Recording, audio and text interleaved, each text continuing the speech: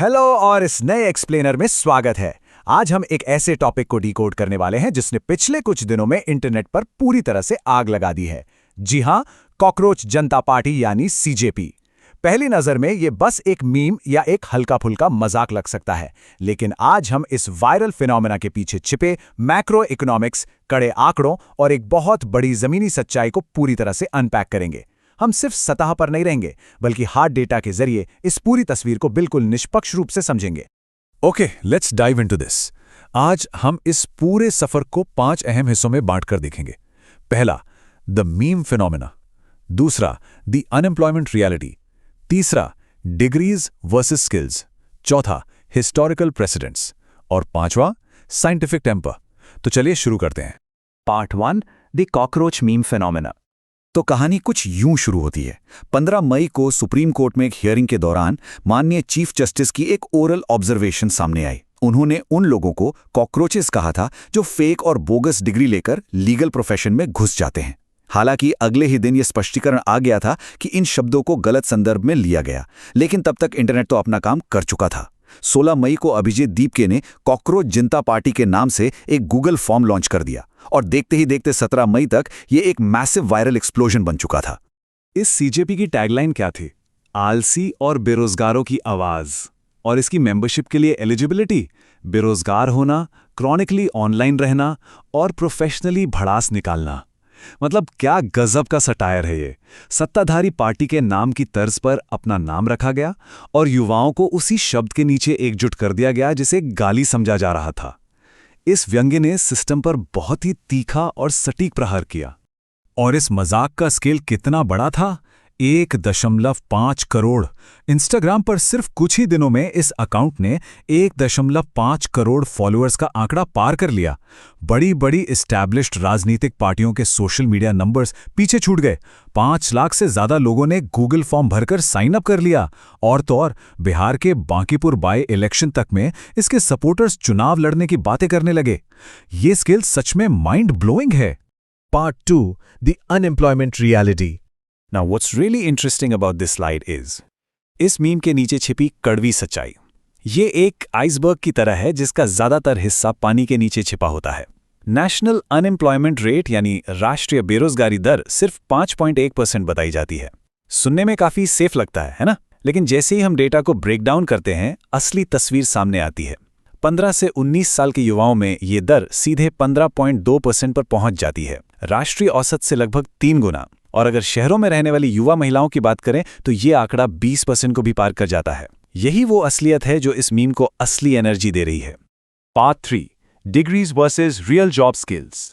Mercer metal graduate skill index की report बताती है कि देश के सिर्फ 42.6% ग्रेजुएट्स ही ऐसे हैं जिनके पास काम करने लायक स्किल्स हैं। सीजेपी के पीछे जो गुस्सा है ना, वो दरअसल आलस का नहीं है। ये उन युवाओं की हताशा है जिन्होंने सालों मेहनत करके डिग्रियां तो हासिल कर लीं, लेकिन आज उन्हें इंडस्ट्री के हिसाब से एम्प्लॉयमेंट के रास्ते नहीं मिल रहे हैं। ये एक बहुत बड़ा स्किल गैप है। इस चार्ट पर नजर डालिए। ग्रेजुएट्स की एम्प्लॉयबिलिटी जहां लगभग 42% है, वहीं आईटीआई वालों के लिए ये गिरकर 33% और पॉलिटेक्निक के लिए 46% रह जाती है। ये क्लियरली दिखाता है कि हमारी शिक्षा व्यवस्था इंडस्ट्री रेडी स्किल्स नहीं दे पा रही है। जब पढ़ाई और नौकरी के बीच इतना बड़ा गड्ढा हो, तो युवाओं के अंदर ये फीलिंग आना बिल्कुल नेचुरल है कि सिस्टम ने उन्हें पूरी तरह से नजरअंदाज कर दिया है।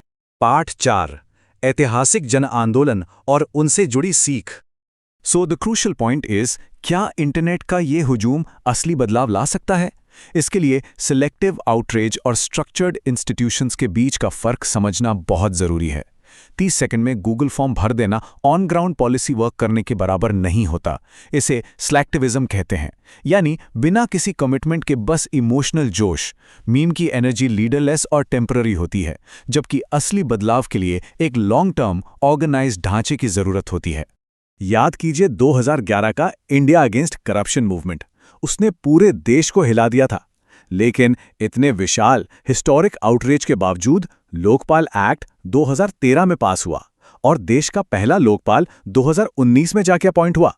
एक इतने बड़े आंदोलन को भी स्ट्रक्चरल बदलाव लाने में पूरे 8 लंबे साल लग गए। बिना संगठन के रातों रात बदलाव मुमकिन ही नहीं है। और ये सिर्फ हमारे यहाँ की बात नहीं है। इंटरनेशनल एग्जाम्पल्स देखें तो अरब स्प्रिंग का केस है। सोशल मीडिया ने पुरानी सरकारों को उखाड़ फेंकने में तो बहुत मदद की, लेकिन नया और स्थिर सिस्टम बनाने में वो स्ट्रगल कर गया। बिना स्ट्रक्चर के इंटरनेट का गुस्सा बहुत जल्दी भाप बनकर उड़ जाता है और मूवमेंट डिसॉल्व हो जाते हैं।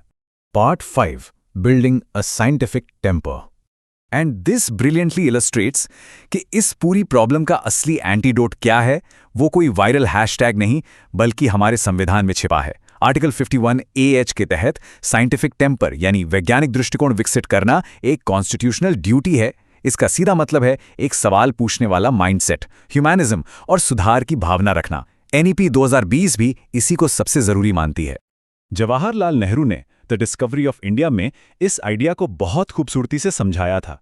साइंटिफिक टेम्पर का अर्थ है फैक्ट्स की रिस्पेक्ट करना, एविडेंस को तोलना और किसी भी बात को आंख बंद करके ना मान लेना, सबूत मांगना, डेटा एनालाइज करना और ये सवाल करना कि सिस्टम कैसे काम कर रहा है। यही सिविक एंगेजमेंट का सबसे ऊंचा स्तर है। Let's move to and see how this builds. एक ऐसी जनरेशन जो सिर्फ वेंट आउट नहीं करती बल्कि अकाउंटेबिलिटी मांगती है। इसके 4 पिलर्स हैं। स्टेप 1, एक सवाल पूछने वाला दिमाग कल्टीवेट करना। स्टेप 2, इमोशंस से ऊपर एविडेंस को प्रायोरिटी देना। स्टेप 3, क्रिटिकल थिंकिंग प्रैक्टिस करना।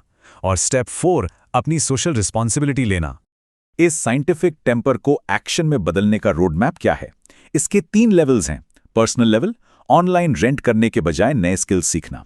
कलेक्टिव लेवल, ऑनलाइन दुनिया से बाहर निकलकर ऑफलाइन ऑर्गेनाइज होना। और सिस्टमिक लेवल, एजुकेशन और इंस्टीट्यूशंस में पॉलिसी ग्रेड रिफॉर्म्स के लिए पुश करना। कैची स्लोगन से नहीं, बल्कि ऐसे ही स्ट्रक्चर्ड कदमों से रियल चेंज आता है। तो अंत में एक बहुत ही प्रोवोकेटिव थॉट जिस पर हम सबको सोचना चाहिए। क्या ये वायरल एनर्जी क्रिटिकल थिंकर्स की एक नई पीढ़ी का निर्माण करेगी, या फिर हमेशा की तरह बस एक और इंटरनेट ट्रेंड बनकर फेड अवे हो जाएगी? गुस्सा सिर्फ एक अलार्म है। असली काम तो तब शुरू होता है जब अलार्म बजने के बाद लोग उठकर एक्शन लेते हैं।